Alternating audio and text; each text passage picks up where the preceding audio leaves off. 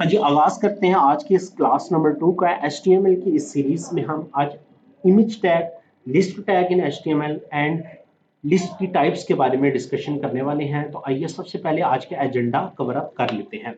आज का जो एजेंडा है इसमें हम एचटीएमएल में इमेज टैग को कवर अप करने वाले हैं। एचटीएमएल में लिस्ट क्या होती है, लिस्ट की टाइप्स कितनी हैं, जिसमें ऑर्डर लिस्ट क्या है, अनऑर्डर्ड लिस्ट क्या है, डिस्क्रिप्शन लिस्ट क्या है, नेस्टेड लिस्ट क्या होती हैं, इसको प्रैक्टिकली समझने वाले हैं।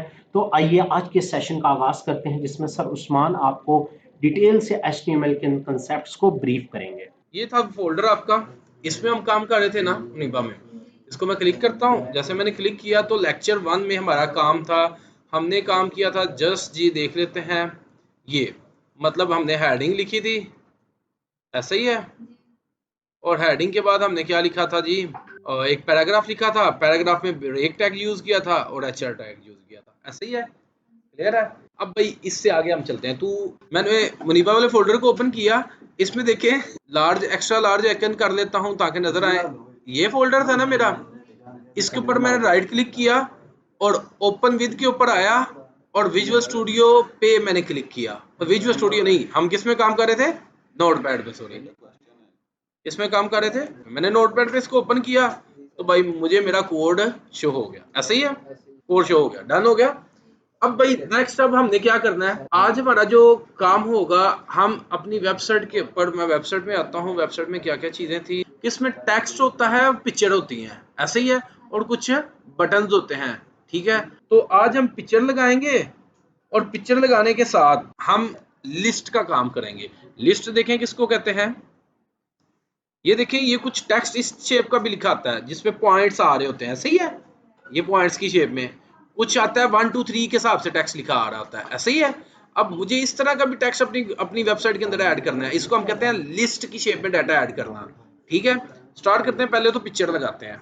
पिक्चर, अब कोई भी जो पिक्चर लगानी है आपने, वो सबसे पहले आपके फोल्डर में होनी चाहिए। फॉर एग्जाम्पल मुझे पिक्चर लगानी है, डाउनलोड्स में आता हूँ, मुझे अपने वेबसाइट के अंदर पिक्चर लगानी है, लाइक ये वाली। ठीक है, नहीं ये वाली नहीं लगाते, ये वाली लगाते हैं। मैं इसको क्या करता हूँ, कॉपी करता हूँ। कॉपी किधर गया, इस पिक्चर को कॉपी किया इधर, और इसको मैंने अपने फोल्डर में आया, जो मैंने फोल्डर वेबसाइट का बनाया हुआ है ये वाला, इसमें आके मैंने इसको इधर क्या कर दिया, पेस्ट। जैसे ही पेस्ट किया ये पिक्चर इसमें आ गई। और इस पिक्चर को मैं पहले रीनेम कर लेता हूँ, इतना मुश्किल नाम है ये लिखना, मुझे टफ होएगा। मैं इसका नाम रख देता हूँ 1 2 3।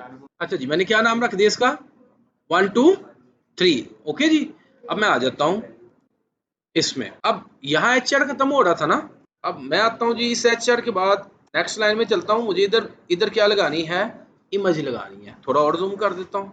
ठीक है, इनफ इनफ है ना, नजर आ रहा है ना सबको। अब इमेज के लिए जो मैं टैग यूज करूंगा ना, वो सिंगुलर टैग यूज करूंगा। इसके लिए पेयर टैग नहीं होता, सिंगुलर टैग यूज होता है। इमेज के लिए पेयर टैग नहीं होता, इसके लिए सिंगुलर टैग होता है। उसका नाम है IMG। मैंने IMG लगाया, कंट्रोल एस किया, चेक किट कि मेरी वेबसाइट के ऊपर कोई इमेज लगी। भाई नहीं लगी, मैंने इमेज टैग यूज किया है, इमेज नहीं बताई कौन सी लगे।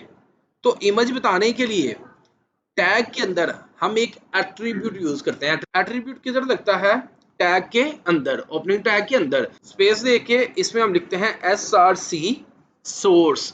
एट्रीब्यूट जो यूज करेंगे उसको हम कहेंगे सोर्स। सोर्स का एट्रीब्यूट यूज करेंगे जो इमेज में यूज होगा। SRC आगे हम लगाएंगे इक्वल। जब भी एट्रीब्यूट जब भी लगाते हैं, वो उसका नाम लिखने के बाद इक्वल लगाते हैं, इक्वल लगाने के बाद डबल कोमे लगाते हैं। हर एट्रीब्यूट का स्ट्रक्चर यही है, हर एट्रीब्यूट का स्ट्रक्चर यही है। कोई भी एट्रीब्यूट यूज करें उसका स्ट्रक्चर यही है, पहले हम उस एट्रीब्यूट का नाम लिखते हैं, फिर इक्वल लिखते हैं, और फिर आगे उसके डबल 2 कोमों में उसको वैल्यू देते हैं। अब वैल्यू क्या देनी है, सोर्स में हम उसका नाम बताएंगे ना, उसका नाम क्या था। कंट्रोल एस करते हैं, देखते हैं अभी भी इमेज लगी कि नहीं लगी। इमेज का आइकन आ गया है, आइकन आ गया ना, लेकिन इमेज अभी भी नहीं लगी। इमेज लगी क्यों नहीं, उसको ये नहीं पता कि इमेज की टाइप क्या है। इमेज मल्टीपल टाइप्स की है, लाइक जेपीजी है, लाइक पीएनजी है, लाइक जेपीईजी है, लाइक डब्ल्यूपीपीजी है, डब्ल्यूबीपीजी वेब पेज पिक्चर भी होती है, पीएनजी पिक्चर भी होती है, जेपीजी पिक्चर भी होती है। अब जो मैं पिक्चर लगा रहा हूँ उसकी एक्सटेंशन क्या है, अब मुझे ये कैसे पता चलेगा। मैं दोबारा अपने फोल्डर में आता हूँ, मेरा फोल्डर था ये, अब ये पिक्चर थी मेरी, पीएनजी फाइल आया हुआ है ना, पीएनजी लिखा हुआ है ना पहले नाम पे, आइटम फाइल पीएनजी। अब मैं इसको क्या करता हूँ, डार्ट लगाऊंगा, डॉट लगाऊंगा और इसके आगे मैं लिखूंगा PNG और कंट्रोल एस करूंगा, चेक इट, देखते हैं अब लगी। पिक्चर लगानी आ गई, क्लियर है, पिक्चर लग जाएगी। अब इस पिक्चर को मैंने दरमियान में लेके जाना है। दरमियान में कैसे लेके जाऊंगा? शाबाश। अगर मैं टैग यूज कर रहा हूं तो वो मैं क्या लिखूंगा? Centre tag. चलें जी, मैं सेंटर लिखता हूं और सेंटर लिखने के बाद इसके एंड पे लिखता हूं सेंटर क्लोज। ये ला कर लेता हूं, कंट्रोल एस करता हूं, देखते हैं सेंटर में आया। ओके हो गया जी, इधर तक क्लियर है, कोई प्रॉब्लम तो नहीं? डन। अब मुझे क्या शो करनी है? लिस्ट। लिस्ट का डाटा शो करना है। वो कैसे होता है जी? ऑनलाइन में आते हैं, अब देखते हैं जी लिस्ट इन HTML क्या होती है। लिस्ट इन HTML इमेजेस में आते हैं, तो ये वाली देख लेते हैं। ये 3 तरह की लिस्ट होती है। अब एक क्या है 1 2 3 वाली, उसको हम कौन सी लिस्ट कहते हैं? एंड वाली क्लास में उसको हम क्या कहते हैं? Order list. जो पॉइंट वाली होती है उसको हम क्या कहते हैं? Unordered list. और जो ये वाली होती है, ऊपर HTML लिखा है, नीचे डेफिनेशन लिखी हुई है, इसको हम कहते हैं डिस्क्रिप्शन लिस्ट। कितनी किस्म की लिस्ट होती है? 3 किस्म की। एक्चुअल 3 किस्म की होती है, इसके साथ एक और लिस्ट होती है जिसको हम नेस्टेड लिस्ट कहते हैं। टोटल कितनी किस्म की लिस्ट हम आज पढ़ेंगे? 4 किस्म की। कौन कौन सी? ऑर्डर लिस्ट, अनऑर्डर लिस्ट और डिस्क्रिप्शन लिस्ट, और एंड पे कौन सी लिस्ट पढ़ेंगे? Nested list. अब पहले देखें ऑर्डर लिस्ट हम बनाते हैं, स्टार्ट करते हैं, इसमें आते हैं और पिक्चर के बाद फिर हम क्या लगाते हैं? एक HR टैग। HR क्या करता है जी? हॉरिजॉन्टल लाइन लगा देता है। ओके जी, मतलब न्यू लाइन में आ जाएंगे हम। अब मुझे इसमें एक H2 हेडिंग देता हूं और इसमें मैं लिखता हूं मैंने कौन सा काम करने लगा हूं? ऑर्डर्ड लिस्ट H2 और कंट्रोल S करता हूं और इसको अलाइन, टेक्स्ट अलाइन क्या करता हूं? अलाइन क्या करता हूं? ALIGN, align is equal to, ये मैंने एट्रीब्यूट यूज किया और इसमें मैंने क्या कह दिया? सेंटर। कंट्रोल S करता हूं, देखता हूं क्या भैया आया, आ गई ऑर्डर लिस्ट। ओके जी। अब इसके अंदर मैं स्टार्ट करने लगा हूं H2 के बाद ऑर्डर लिस्ट स्टार्ट करने लगूं। ऑर्डर लिस्ट का नाम क्या है जी? ऑर्डर लिस्ट जब भी स्टार्ट करनी है मुझे HTML को बताना पड़ेगा मैं ऑर्डर लिस्ट स्टार्ट कर रहा हूं। तो ऑर्डर लिस्ट का टैग होता है पेयर टैग। पेयर टैग के लिए हम इसको यूज करते हैं OL टैग। कौन सा टैग? और जितनी भी कोडिंग होगी वो सारी स्मॉल में लिखनी है, कोशिश करना है, कोशिश नहीं लिखनी, स्मॉल में है। ऑर्डर लिस्ट ओपन और ऑर्डर लिस्ट क्लोज। अब ऑर्डर लिस्ट ओपन क्लोज लिख दिया मैंने। अब इसके अंदर जो डाटा लिखा जाएगा, वो डाटा जो इसके अंदर लिखा हुआ है, देखें लिखा हुआ है ना इंफॉर्मेशन प्लांटिंग, ये सब कुछ ऐसे ही नहीं लिख देंगे इनके दरमियान, जैसे हम H2 के दरमियान लिख दिया है। H2 के दरमियान हमने डायरेक्ट ही ऑर्डर लिस्ट लिख दिया, नहीं। जब हम लिस्ट के अंदर आएंगे तो उसमें हम डाटा ऐसे ही नहीं लिखेंगे। उसके अंदर डाटा लिखने के लिए हम क्या करेंगे? उसके लिए हम लिस्ट टैग को यूज करेंगे। क्या टैग यूज करेंगे? लिस्ट टैग यूज करेंगे। और इसी को मैं इस तरह की कितनी लिस्ट ले लेता हूँ? 4 ले लेता हूँ। कंट्रोल C, फिर उसके बाद कंट्रोल V, फिर उसके बाद कंट्रोल V, फिर उसके बाद कंट्रोल V। मैंने कितनी लिस्ट ले ली? 4। और इन चारों के दरमियान मैं अभी फिल वक्त लिख लेता हूँ। अच्छा जी, स्टार्ट करते हैं जी, देखते हैं जी आया जी लिस्ट की शेप में, ऑर्डर लिस्ट की शेप में। अब मुझे ये बताएं, अगर मैं 4 नंबर को 1 नंबर पे लेके आऊं, इसकी तरतीब खराब हो जाएगी कि नहीं होगी? 4 नंबर पहले आ जाए, 4 2 3 1, तरतीब खराब होगी कि नहीं होगी? भाई वो लिस्ट तो खराब होगी ना। ठीक है, ऑर्डर लिस्ट का मतलब क्या है? ऑर्डर लिस्ट आगे पीछे नहीं होती, इसकी तरतीब वही रहती है जिस तरतीब से हमने लिखना है। फॉर एग्जाम्पल मैंने उस्मान नहीं लिखा, इसमें मैंने कोई नंबर दे दिए 1 2 3 4 उस्मान की जगह, तो अगर मैं एंड वाली लिस्ट को पहले 4 लिख दूं तो लिस्ट खराब हो जाएगी ना। ठीक है, ऑर्डर लिस्ट में तरतीब होती है, तरतीब खराब नहीं होती। अब अनऑर्डर लिस्ट देखते हैं। Unordered list same as it ordered list की तरह ही है। इसके बाद मैं फिर क्या करता हूँ? H2 टैग लिखता हूँ और इसमें मैं लिखता हूँ कंट्रोल V, और इसके बाद मैं इसमें पीछे लिख देता हूँ अनऑर्डर। ठीक है जी। और फिर अगेन जो है इसके बाद हम अनऑर्डर लिस्ट बनाने लगे। अनऑर्डर लिस्ट कैसे बनाते हैं? अनऑर्डर लिस्ट के लिए हम जो पेयर टैग यूज करते हैं उसको कहते हैं UL। ठीक है, और UL को क्या करेंगे? हम क्लोज करेंगे। डन हो गया जी। और इसके अंदर जो डाटा लिखा जाएगा, अब वो किस, हाँ वो भी लिस्ट की शेप में लिखा जाएगा। हम इसी लिस्ट को हम कॉपी करेंगे और बाई पेस्ट कर देंगे इनके दरमियान। कंट्रोल एस करते हैं, देखते हैं कि भैया आया। डन हो गया जी, क्लियर। अब ऑर्डर लिस्ट भी हो गया, अनऑर्डर भी हो गया। अब हमारे पास आती है डिस्क्रिप्शन लिस्ट। कौन सी लिस्ट आती है? ये थोड़ी सी टफ होती है। इसको करने के लिए इसमें टैग 2-3 किस्म के लगते हैं, देखते हैं वो कैसे होगा। हम इसमें फिर H2 टैग को ही लेते हैं, अगेन कंट्रोल सी, और अनऑर्डर लिस्ट के क्लोजिंग के बाद हम फिर इसमें लिखते हैं, और इसमें हम लिखते हैं अनऑर्डर नहीं, इसमें हमने जो शुरू करने लगे हैं उसका नाम है ओके जी। अब डिस्क्रिप्शन लिस्ट में सबसे पहले तो हमने HTML को बताना है हम कौन सी लिस्ट यूज करने लगे हैं, तो उसको हम बता देते हैं DL, भाई हम डिस्क्रिप्शन लिस्ट यूज कर रहे हैं, और DL को हम क्या कर रहे हैं, क्लोज। अब इसके अंदर यार दो चीजें हैं, देखें गौर से। एक क्या है, हेडिंग है, और नीचे उसकी डेफिनेशन है। एक हेडिंग है, नीचे उसकी डेफिनेशन है। इसमें दो चीजें हैं, हेडिंग के लिए अलग टैग होगा और डेफिनेशन के लिए अलग टैग होगा। हेडिंग के लिए जो टैग यूज करेंगे उसको हम यूज करेंगे DT के हिसाब से। किससे करेंगे? DT के हिसाब से, DT ओपन और DT क्लोज। और इसमें मैं लिख देता हूं कंप्यूटर, और DT को मैं क्लोज करने के बाद इसकी डेफिनेशन लिखता हूं। वो डेफिनेशन लिख, डेफिनेशन टर्म, ठीक है। हेडिंग के लिए हम डेफिनेशन टर्म के टैग को यूज करते हैं, और DD टैग जो यूज करते हैं वो डेफिनेशन के लिए यूज करते हैं, मतलब डिस्क्रिप्शन डेफिनेशन, डेफिनेशन डिस्क्रिप्शन, ये क्लोजिंग टैग हो गया, ओके हो गया। और इसमें अब हम लिखते हैं it is an electronic machine that is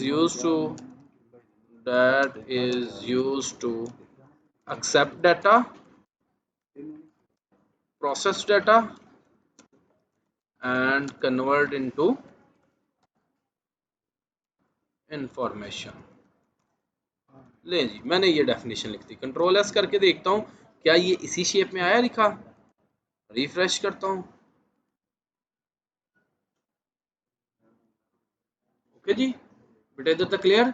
अब मैं कहता हूँ नहीं, मुझे हेडिंग जो है ना कंप्यूटर वाली, ये थोड़ी बड़ी लिखी जाए, तो इसमें क्या करूंगा आप मुझे बताएं, है क्या कर सकते। हेडिंग जो है वो थोड़ी बड़ी लिखी जाए, उसको मैं H2 में लिख दूंगा। मैंने H2 लिख दिया, H2। अब देखिएगा, मैं DT स्टार्ट DT एंड किया, और उसके अंदर मैंने कहा जो लिखा जाए वो H2 में लिखा जाए। देखिए जरा,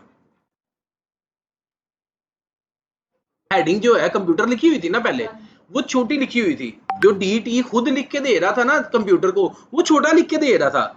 मैंने कहा कंप्यूटर जो DT में लिखा जा रहा है वो थोड़ा बड़ा और लिखा जाए, उसके लिए मैंने DT के अंदर एक H2 का टैग यूज किया, उसको मैंने बड़ा कर दिया। अब समझ लगी? अब मैं कहता हूँ जो पैराग्राफ है ना भाई, पैराग्राफ भी ना इतना छोटा ना नजर आए, और ये डी, इसको लिख दो तुम H4 में। किस में लिख दो? H4 में। DD जो है ना वो H4 में लिख दो। हाँ जी, ठीक हो गया, क्लियर। अच्छा जी, स्टार्ट करते हैं जी। अब मैंने क्या कहा था, मुझे क्या चाहिए, नेस्टेड लिस्ट बनानी है ना, तो मैं इसमें H1 लिख देता हूँ जल्दी जल्दी, H1। और इसमें मैं कहता हूँ मैं नेस्टेड लिस्ट स्टार्ट करने लगा हूँ, नेस्टेड लिस्ट। और आपने मुझे इसका स्ट्रक्चर बनवा के देना है। ये सबसे पहले क्या स्टार्ट करूं, तो पहले कौन सी लिस्ट स्टार्ट करनी है, order list. Main tag order list का होगा। उसके बाद क्लियर हो गया जी। अब इसके अंदर कितनी लिस्ट बनानी है पहले, टोटल 4। शाबाश, गुड। LI1 और LI फिर क्लोज, एक LI हो गया। और इसी तरह की हमने कितनी लेनी है, 4। कंट्रोल C, और इसके बाद कंट्रोल V, फिर दूसरी कंट्रोल V, फिर कंट्रोल V। 4 लिस्ट आ गई, ठीक है जी। पहली में क्या लिखा हुआ था, अली, और दूसरे में क्या लिखा हुआ था, उसामा, और उस्मान और अहमद, उस्मान और अहमद। ले जी, अब ये कंट्रोल एस, ये तो मेरा जो पहली मेरी असाइनमेंट थी वो तो कंप्लीट हो गई। ये चारों नाम आ गए चारों नाम, ठीक है। अब मैं कह रहा था उसामा के बाद नेस्टेड लिस्ट, डेफिनेशन लिस्ट शुरू हो, ये उसामा वाली लिस्ट में मैं उसामा की क्लोजिंग जो है ना, इसको थोड़ा सा नीचे कर देता हूँ ताकि नजर आ जाए। उसामा की क्लोजिंग होगी ना इधर, ये है ना लिस्ट की क्लोजिंग। अब इस क्लोजिंग से ऊपर ऊपर मैंने क्या करना है, DL यूज करना। पहले हम दसना तो है ना DL यूज करने लगे हैं। ठीक है। अब मैं DL क्या करूँगा, क्लोज। ठीक है, अब इसके अंदर क्या करूँगा, पहले DT यूज़ करूँगा और DT क्लोज, और उसके बाद नीचे DD यूज़ करूँगा, DD और DD क्लोज। ले जी, स्ट्रक्चर रेडी हो गया। अब मैंने कहा था इसमें student, he is a hard working student, he is a hard working student. ले जी, मैंने लिख दिया, he is a hard working student. देखते हैं क्या जो चीज मैंने मांगी है वो बनी है, बन गई है, बन गई जी, क्लियर हो गया। अब मैं कहता हूं उस्मान के बाद एक अनऑर्डर लिस्ट आए, फिर क्या करेंगे, बताएं किधर लगाएंगे, कैसे करेंगे। ये लिस्ट क्लोजिंग से इसके अंदर हम क्या करेंगे, यूएल टैग और यूएल के क्लोजिंग, और उसके बाद हम इसके अंदर दो लिस्ट लगा देते हैं, LI और LI क्लोज, LI और LI क्लोज, और इसमें लिख लेते हैं जी डिजिटल मार्केटर। इधर भाई, अच्छा जी, गुड, शाबाश, हम नज़र वीक तो नहीं। और इसमें हम लिख देते हैं वेब डेवलपर, कंट्रोल S करते हैं, चेक इट। ओके जी, लिस्ट की समझ लगी मेरा पुत्र, काफ़ी है कि और कर दी है।